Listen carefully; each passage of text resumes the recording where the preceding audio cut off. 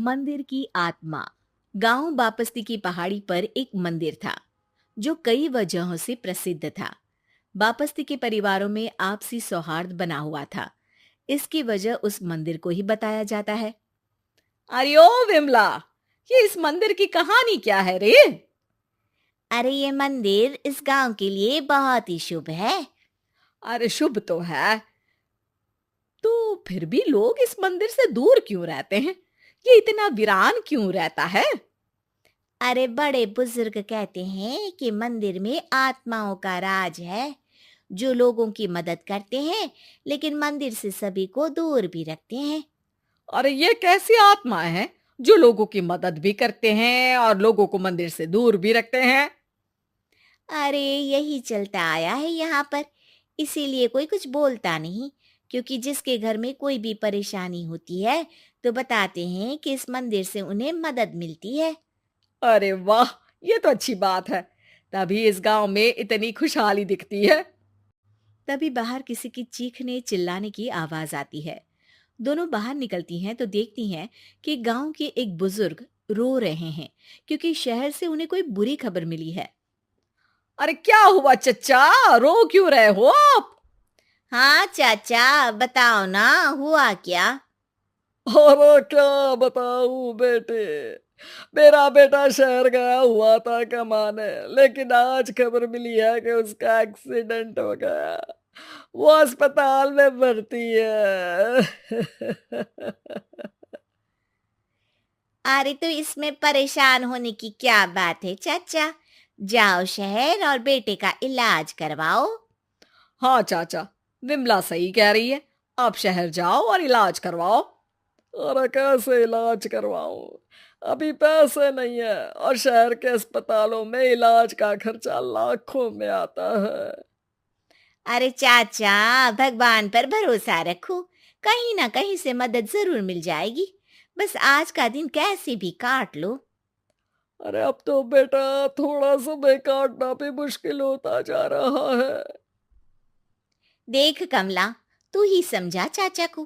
अरे पैसों का कहीं ना कहीं से इंतजाम तो जरूर हो जाएगा। अरे चच्चा, जब विमला कह रही है तो थोड़ा उस पर भी भरोसा रखो। चलो आपको घर छोड़कर आ जाती हूँ। उसके बाद कमला उन बुजुर्ग को लेकर चली जाती है और विमला मंदिर की ओर चली जाती है। विमला मंदिर की सीढ़ियों पर चढ़ते हुए दूर से नजर आती है। उसके बाद वो आंखों से ओझल हो जाती है। उसी रात उस बुजुर्ग के घर के बाहर एक थैला रखा हुआ मिला। बुजुर्ग उस थैले को देखते ही चौंक पड़ा क्योंकि उसमें 5 लाख रुपए रखे हुए थे। वो बुजुर्ग सुबह दौड़ा दौड़ा गांव के दूसरे बुजुर्गों के पास गया। अरे मंगल भाई सुनो, मेरे घर के बाहर ये पैसों से भरा बैग रखा हुआ मिला है। अरे किसका है ये भाई? अरे भैया, मुझे क्या पता। तभी उधर से कमला और विमला निकलती हैं। अरे बेटा सुन तो, देख ये क्या रखा हुआ था मेरे घर के सामने। कमला और विमला हैरानी से देखती हैं। अरे वाह, देख विमला, तूने कहा था ना कोई मदद जरूर करेगा। अरे भगवान सबकी मदद करते हैं। ये पैसों की मदद भी भगवान ने ही भेजी है। और क्या।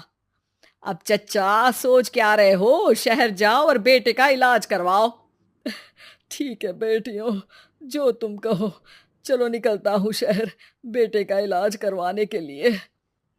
अरे विमला, एक बात तो बता, ये इन्हें मिले तो कैसे मिले पैसे?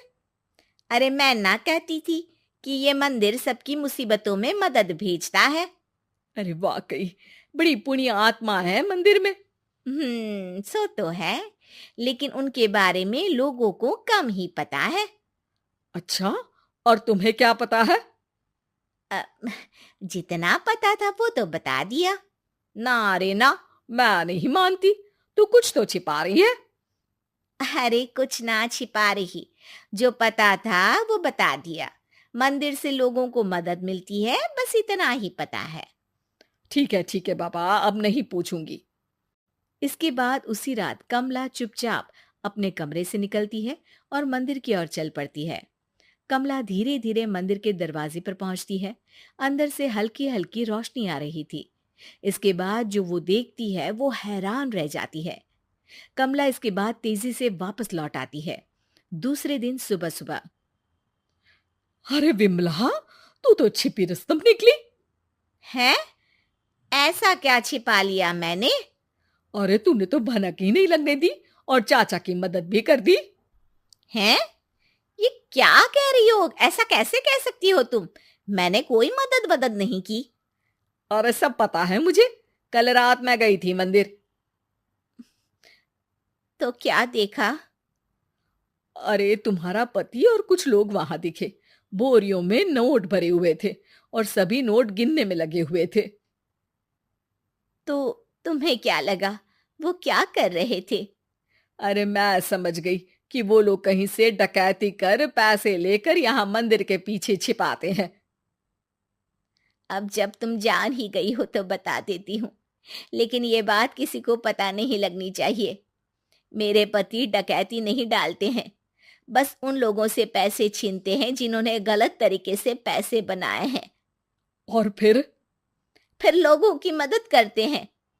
यही है वो पुण्य आत्माएं जो लोगों को मदद पहुंचाती है। अब समझी? हाँ, अब समझी उन पुण्य आत्माओं का चक्कर। सही है। करते रहो मदद, लेकिन सावधानी से, मेरी तरह कोई और ना पहुंच जाए।